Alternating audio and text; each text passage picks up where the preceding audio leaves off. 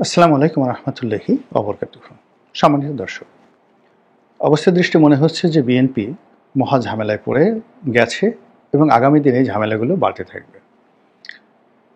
আপনারা জানেন যে বিএনপির অন্যতম জনপ্রিয় পরিচিত মুখ ডক্টর ডক্টর এহসানুল হক মিলন, সাবেক শিক্ষা প্রতিমন্ত্রী। তিনি অতি সম্প্রতি দেশের বাইরে যাচ্ছিলেন ব্যাংককে চিকিৎসার জন্য এবং তাকে এয়ারপোর্ট থেকে ফেরত পাঠানো হয়েছে। বিষয়টি তিনি প্রথমে গোপন রাখতে চেয়েছিলেন যাতে কেউ না জানে, কিন্তু এটি পরবর্তীতে সংবাদপত্রে চলে আসে এবং প্রায় সব পত্রপত্রিকাগুলোতে এটা লিড নিউজ হিসেবে আসে। যখন এরকম ঘটনা আমি শুনলাম গোপন সূত্রে, তখন ডক্টর মোহাম্মদ এহসানুল হক মিলনকে আমি টেলিফোন করেছিলাম এবং তিনি অনেকটা বিব্রত, বিধ্বস্ত, এবং এরকম ঘটনা এই সময়টাতে ঘটতে পারে এটা কখনো তিনি কল্পনা করেননি। এর কারণ হলো যে আওয়ামী লীগের পুরো জমানাটাতে তার উপর যে জুলুম অত্যাচার চলেছে এবং প্রায় প্রতিবারই তাকে এয়ারপোর্টে অপদস্থ হতে হয়েছে। কিন্তু সেটার একটা ধারাবাহিকতা ছিল, তিনি জানতেন এবং তাকে জানানো হয়েছে। তো তিনি এয়ারপোর্টে যেতেন, তিনি আগেই জানতেন তাকে দেবে না, কিন্তু ওই যে তাকে যেতে দেওয়া হয়নি এই ডকুমেন্টটা সংগ্রহ করে হাইকোর্টে আসতেন এবং এখান থেকে একটা অর্ডার নিয়ে তিনি আবার দেশের বাইরে যেতেন, কাজকর্ম শেষ করে চলে আসতেন। তো আওয়ামী লীগ জমানাতে যখন তার বিরুদ্ধে কয়েকশো মামলা এবং তার প্রতিদ্বন্দ্বী সাবেক স্বরাষ্ট্রমন্ত্রী মহিউদ্দিন খান আলমগীর, তখনও তিনি বিদেশে গেছেন এবং নির্দিষ্ট সময় পরে বিদেশ থেকে চলে এসেছেন। তো সেই ডক্টর এহসানুল হক মিলন এই জমানাতে এসে এয়ারপোর্ট থেকে প্রত্যাখ্যাত হবেন, it's a bad signal, very very bad signal.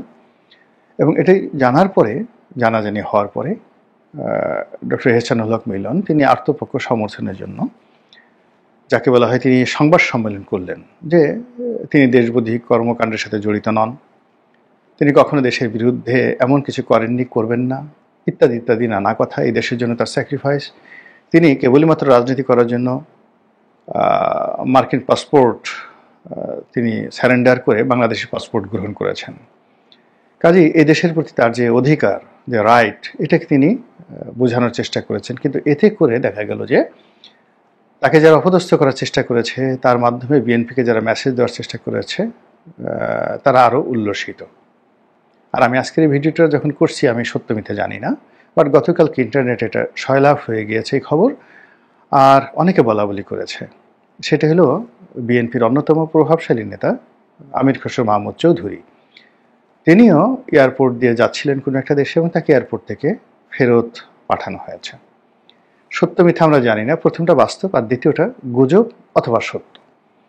তো এটা নিয়ে পুরো কালকে সারা রাত ইন্টারনেট, যে সোশ্যাল মাধ্যমগুলো রয়েছে, সেগুলো রীতিমতো সয়লাভ হয়ে পড়েছিল।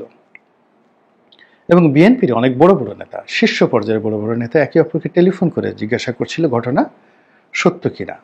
সাংবাদিক যারা আছেন, সিনিয়র সাংবাদিক যারা বিএনপি বিট করেন, পত্রিকা সম্পাদক থেকে শুরু করে নির্বাহী সম্পাদক, তাদের মধ্যেও খুব কানাঘষা হচ্ছিল। অনেকে আমাকে টেলিফোন করেছিলেন, আমি নিজেও অনেকের সাথে কথা বলার চেষ্টা করেছি। কিন্তু দেখা গেল যে বিএনপির এত বড় বড় মানুষ এটা নিয়ে ভয় পেয়ে গেছেন এবং নিজেদের মধ্যে কথাবার্তা বলছেন যে এই বিষয়টি আসলে দলের পক্ষ থেকে কিংবা যাকে বলা হয় আমির খসরু মাহমুদ চৌধুরীর পক্ষ থেকে সুরাহা করা উচিত যে আসলে ঘটনা আদৌ এরকম কিছু ঘটেছে কি না, নাম্বার ওয়ান। নাম্বার টু হলো যে যদি আমির খসরু মাহমুদ চৌধুরীর সঙ্গে এই ঘটনা না ঘটে থাকে, আপনি নিশ্চিত থাকতে পারেন যে এহসানুল হক মিলনের সাথে যে ঘটনা ঘটেছে, আগামীতে বিএনপির আরও অনেক লোকের কপাল পড়বে, ভীষণ রকমভাবে কপাল পড়বে। কেন? এখানে মূল ব্যাপার হলো যে যারা এই বিপ্লবে বিজয়ী হয়েছেন, কারা বিজয়ী হয়েছেন? এনসিপি এবং জামাত। বিএনপি এখানে সবচেয়ে বড় জমিদার হিসেবে তিনি সুবিধাভোগী, কিন্তু আসলে তিনি বিপ্লব করেননি, বা এনসিপি বা জামাত মনে করে না যে বিএনপি শেখ হাসিনার পতনে খুব গুরুত্বপূর্ণ ভূমিকা পালন করেছে। বিএনপি দীর্ঘকাল লড়াই করেছে, সংগ্রাম করেছে, জুলুম অত্যাচার স্বীকার করেছে।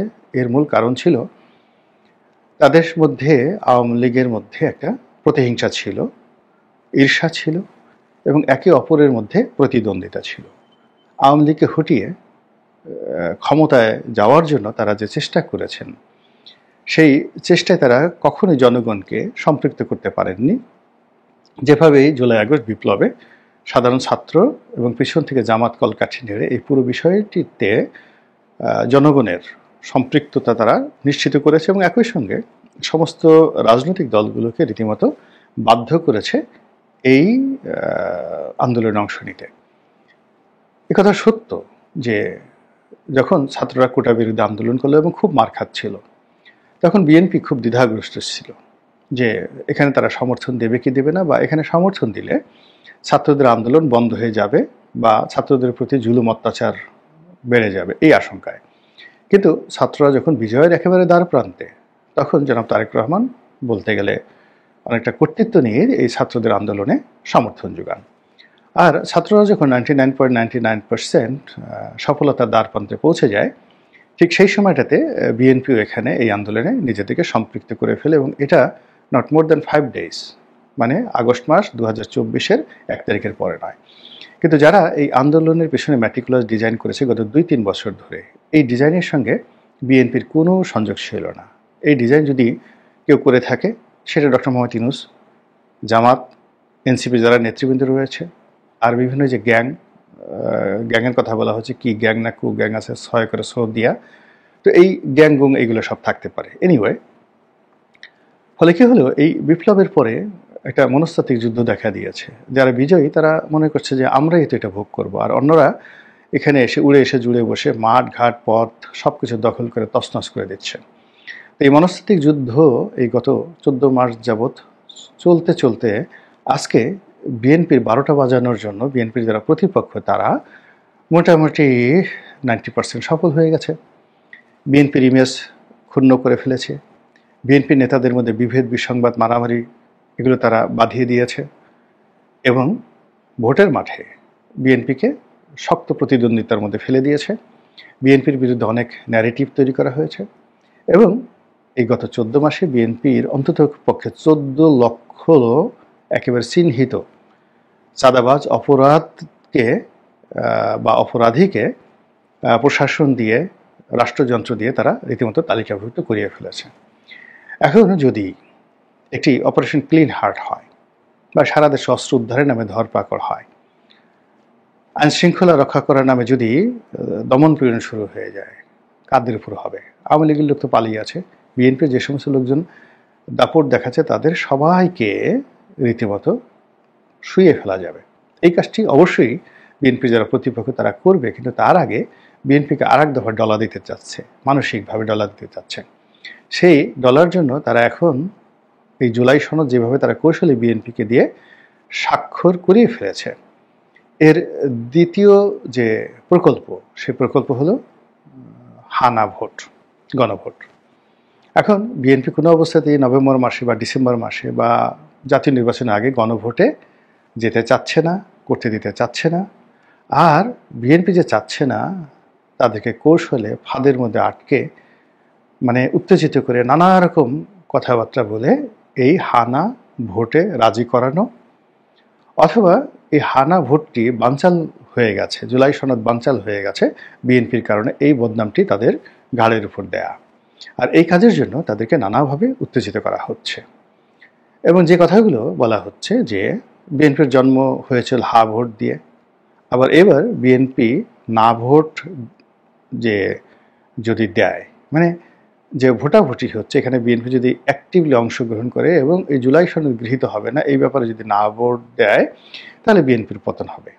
এই ধরনের কথাবার্তা বলা হচ্ছে। বিএনপির নিকাহ হয়ে গেছে, বিয়ে হয়েছে, কাবিন করেছে, কাবিনে স্বাক্ষর দিয়েছে, এখন তো তালাক হবে না, এখন তো ঘর সংসার করতে হবে, এই ধরনের কথাবার্তা বলে বিএনপির মেজাজ গরম করে দেওয়া হচ্ছে। এবং আসলেও মিস্টার সালাউদ্দিন আহমেদ অথবা জনাব মির্জা ফখরুল ইসলাম আলমগীর তারা ধৈর্য রাখতে পারছেন না, তারা বিষণ্ণ এবং সামাজিক মাধ্যমে তাদেরকে নিয়ে নানা রকম কৌতুক, ব্যঙ্গ, বিদ্রুপ এবং কার্টুন তৈরি হচ্ছে। অর্থাৎ মিস্টার সালাউদ্দিন এবং মির্জা ফখরুল ইসলাম আলমগীর দুজন কুলাকুলি করে আছেন, তাদের মুখে অনেক রাগ, সারা মুখে কালি, চোখের নিচে মানে যাকে বলা হয় চশমার নিচে চোখ দুটো কোটর আগত, এইরকম নানা রকম যাকে বলে অশ্লীল, নানা রকম ভয়ঙ্কর কার্টুন তাদের যারা প্রতিপক্ষ তারা ছেপে সামাজিক মাধ্যমগুলোতে সয়লাভ করে দিয়েছে যে এদের আর কোনো রক্ষা নাই। ওদিকে বিয়ে এবং কাবিন, বিয়ে হয়েছে কাবিন হয়েছে, এগুলো নিয়ে যে সকল ছবি, যে সকল কার্টুন, যে সকল মানে এআই নির্ভর যে সকল ছোট ছোট ভিডিও ফুটেজ বিএনপির প্রতিপক্ষরা সামাজিক মাধ্যমে ছেড়ে দিয়েছে, এতে করে বিএনপির ধৈর্যচ্যুতি ঘটবে, ভীষণ রকম ধৈর্যচ্যুতি ঘটবে। তো এরকম যখন একটা অবস্থা চলছে তখন বিএনপিকে আরও মানসিকভাবে দুর্বল করে দেওয়ার জন্য, অর্থাৎ বিএনপি যত মারামারি করতে গিয়ে, কাটাকাটি করতে গিয়ে বা লাগালাগি করতে গিয়ে তারা যেন শক্তিমত্তা না পায়, তাদের হাত পা যেন থরথর করে কাঁপে, তারা যেন বিধ্বস্ত অবস্থায় থাকে, এজন্য তারা যে কাজটি করছে সেটি হলো বিএনপির মনকে দুর্বল করে দেওয়া। এবং সেই দুর্বল করার কতগুলো লক্ষণ আছে। যেমন দেখা গেল সেই কোন এলাকাতে, সেই চট্টগ্রামে এক নেতার বাড়ি থেকে বিপুল পরিমাণ অস্ত্র উদ্ধার করা হয়েছে। আসলে তিনি বিএনপির প্রয়াত নেতা সালাউদ্দিন কাদের চৌধুরী, তার ছোট ভাই গিয়াস কাদের চৌধুরী, অত্যন্ত প্রভাবশালী নেতা, তার একজন কর্মী। কিন্তু তার একজন কর্মীর কাছ থেকে অস্ত্র উদ্ধার করা হয়েছে, এটা পত্রপত্রিকা যেভাবে আসছে মনে হচ্ছে যে সারা বাংলাদেশে বিএনপি এই অস্ত্রবাজি করছে এবং থানা লুট করে যত অস্ত্র শস্ত্র যা কিছু আছে সব বিএনপি নিয়েছে এবং তাদের কাছে আছে। এই ন্যারেটিভগুলো তৈরি করা হচ্ছে, ব্যাপকভাবে প্রচারিত হচ্ছে। অথচ ওখানে গিয়াসউদ্দিন কাদের চৌধুরী তার রাজনৈতিক প্রতিপক্ষের সাথে যে দ্বন্দ্ব এবং সংঘাত ওখানে সবাই জানে, এবং এটা কিভাবে হয়, কেন হয়, আমরা যারা রাজনীতি করি মোরালেস বুঝি, কিন্তু এটাকে একটা ন্যারেটিভ তৈরি করে বিএনপির বিরুদ্ধে ব্যবহার করা হচ্ছে। 2 নম্বর হলো যে এই কিছু কিছু অভিযান, কিছু কিছু মামলা মোকদ্দমা ইদানিং হচ্ছে সারা বাংলাদেশে বিএনপির নেতাকর্মীদের বিরুদ্ধে এবং 2-4 জনকে গ্রেপ্তার করা হচ্ছে। তারপরে যেমন নারায়ণগঞ্জে জাকির খান, এরকম কিছু বিএনপি যারা নেতাকর্মী রয়েছেন তাদের বিভিন্ন হাঁটাচলা, কথাবার্তা, এগুলোকে ট্রল করা হচ্ছে যে এই বিএনপি একটা এরকম দল, এই নেতারা এরকম করে জনমানসে একটা নেতিবাচক প্রতিক্রিয়া তৈরি করা হচ্ছে। আর এই যে এহসানুল হক মিলন সাহেবের মতো একজন ক্লিন ইমেজের মানুষকে এয়ারপোর্টে যে নাজেহাল করা হলো, নাস্তানাবুদ করা হলো বা তাকে ফেরত পাঠানো হলো, এটার মাধ্যমে বিএনপির অন্যান্য নেতাদেরকে যে রেড সিগন্যাল দেওয়া হলো, আমি নিশ্চিত যে এহসানুল হক মিলনের এই ঘটনায় তারেক রহমান একটা ভালো মেসেজ পেয়ে গেছেন। আর মির্জা ফখরুল থেকে শুরু করে বিএনপির যত শীর্ষ নেতা রয়েছেন, যেমন মির্জা আব্বাস, তাকে অলমোস্ট এভরি মান্থ সিঙ্গাপুর যেতে হয় তার শরীর চেক আপ করার জন্য। তো তিনি ভয় পেয়ে যাবেন যে মিলনের সঙ্গে যদি এই ঘটনা ঘটে তা মির্জা আব্বাস সাহেবের সাথে কেন ঘটবে না, এই কথা ভেবে মির্জা আব্বাস, তার স্ত্রী আফরোজা আব্বাস, তাদের গিয়ে দেখবেন যে টেম্পারেচার বেড়ে গেছে, হার্টবিট বেড়ে গেছে। অন্যান্য যারা নিয়মিত দেশের বাইরে যান তাদের চিন্তা বেড়ে গেছে। আর যারা সাধারণ নেতাকর্মী, এই গত 14 মাস ধরে তারা ধরে নিয়েছেন ক্ষমতায় আসবেন, তারাই সব কিছু চালাচ্ছেন, থানা তাদের কথা মতো চলে, প্রশাসন তাদের কথা মতো চলে, ডিসিএসপি তাদের কথা মতো চলে। এখন এই ঘটনার পরে কালকে থেকে দেখবেন যে ডিসিএসপি আর তাদের কথা শুনছে না, ওসি এখন তাদের দিকে তাকিয়ে তাকিয়ে তোমরা কি হে বাপু, কি জন্য এসেছো গো, এ ধরনের কথা তাদেরকে জিজ্ঞাসা করবে।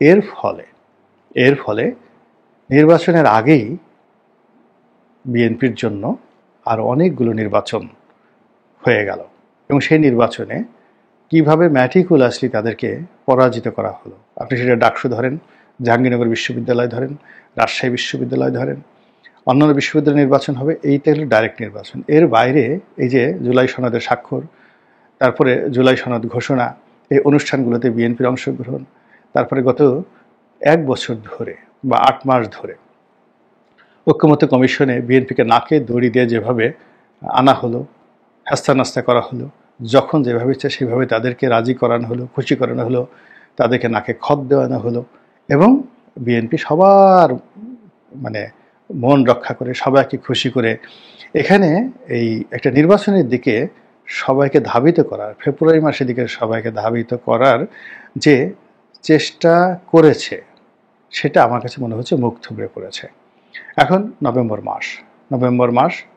নভেম্বর, ডিসেম্বর, জানুয়ারি, ফেব্রুয়ারি, 4 মাস, যদি 15 তারিখ হয় 3.5 মাস, 3.5 মাস দরকার নাই, 3.5 মিনিট সময় রাজনীতির জন্য বিরাট একটা বিষয়। আমরা জানি দিল্লি বহুত দূর, দিল্লি অনেক দূর, কাজেই আমার কাছে মনে হচ্ছে যে বিএনপি যদি কেবলই মাত্র তাদের যে ফোকাস নির্বাচনের দিকে রাখে আর তাদের বিশ্বাস যে তারা নির্বাচন হলেই পাশ করবে এই জায়গাতে রাখে, তাহলে এখন যে দুর্ভোগ দুর্দশাগুলো বিএনপির ক্ষেত্রে ঘটছে এটা একের পর এক ঘটতে থাকবে। আর বিএনপি যদি নির্বাচনকে আলাদা করে আর তার সঙ্গে সঙ্গে রাজনীতিকে আলাদা করে, 3 নম্বরে তাদের প্রতিপক্ষকে চিহ্নিত করে, 4 নম্বর হলো যে সে কার সঙ্গে লড়াই করবে, কার সঙ্গে দেখা করতে যাবে আর কাকে ডেকে পাঠাবে, এই বিষয়গুলো মানে তাকে নির্ধারণ করতে হবে। আগে বিএনপিকে জানতে হবে, নো দাই সেলফ, নিজেদেরকে চিনতে হবে। সে কি জনাব তারেক রহমান, কি জনাব নুরুল হক নুরু, জোনায়েদ সাকি, তারপর জামাতের ডক্টর মাসুদ, তারপরে আমজনতা পার্টি বা আমজনতা পার্টি জনাব তারেক রহমান, তার সমপর্যায়ের কিনা, এটা তারেক রহমান সাহেব এবং বিএনপি নেতাকর্মীদেরকে ভাবতে হবে ব্যক্তি পর্যায়ে।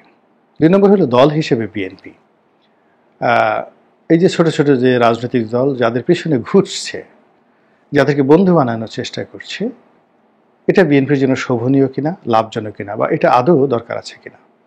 যদি বিএনপি তার নিজস্ব শক্তিমত্তা ঠিক রাখতে পারে, একটা সোজা হিসাব বলি, এবং সে যদি একা নির্বাচন করে 300 আসনে তার প্রার্থী দেয়, এমনকি সে যদি বলে নিজের প্রার্থীদেরকে উন্মুক্ত করে দেয় যে আমি নমিনেশন অমুক পাবে আর স্বতন্ত্র যে পাশ করে আসবে সেও আমার, নিজেদের মধ্যে প্রতিদ্বন্দ্বিতা শুরু করে দেয়, বিশ্বাস করেন বাংলাদেশের সমস্ত রাজনৈতিক দল ইনক্লুডিং আওয়ামী লীগ 2 চোখে মানে ধোয়া দেখবে, বিএনপিকে মোকাবেলা করতে পারবে না। কিন্তু এই যে একটা আণবিক শক্তি, পরমাণু শক্তি বিএনপির মধ্যে রয়েছে এই মুহূর্তে, যে একটা অপরচুনিটি তাদের রয়েছে, যে বিএনপির সে বসন্তকাল, সেই বসন্তকাল কিছু নেতা নেত্রী তাদের মন মানসিকতা চিন্তা চেতনা এবং ভুল পন্থার কারণে পুরো বর্ষাকালকে মানে বসন্তকালকে বর্ষাকাল তারা বানিয়ে ফেলেছে। আর নিজেদেরকে অর্থাৎ বিএনপিকে যে পরিবেশ পরিস্থিতি দেশের জনগণ মাথার মুকুট করে রেখেছে, তাদেরকে সবাই বাঘ সিংহ মনে করে তারা নিজেদেরকে সেখানে পুঁটি মাছ, মলা ঢেলা কেসকি মাছ বানিয়ে তারা যেভাবে মানে দাঁড়ে দাঁড়ে ধর্ণা দিচ্ছে, এর ফলে এখন এই তাদেরকে বিয়ে শাদী কাবিন কলমা থেকে শুরু করে এই যে এয়ারপোর্টে হেনস্থা মামলা মোকদ্দমা এবং অস্ত্র উদ্ধারের নামে যে সকল ঘটনা ঘটছে, এগুলো আগামীতে আরো বেশি বেশি করে ঘটবে। আল্লাহ আমাদের সবাইকে হেদায়েত দান করুন এবং হেফাজত করুন। আসসালামু আলাইকুম ওয়া রাহমাতুল্লাহি ওয়া বারাকাতুহু।